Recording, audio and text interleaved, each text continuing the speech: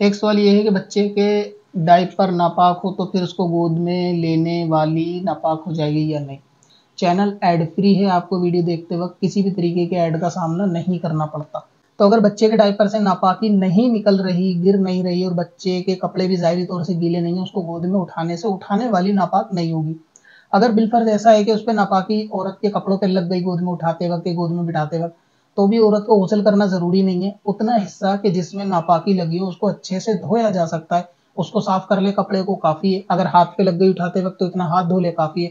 औरत को नहाने की ज़रूरत नहीं है। तो बच्चा नापाक हो या उसने टॉयलेट वग़ैरह किया हुआ हो, डायपर के साथ उठा लिया और जिस्म पे कहीं लगी ही नहीं, फिर तो उसको औरत को कुछ भी धोने की, नहाने की ज़रूरत नहीं।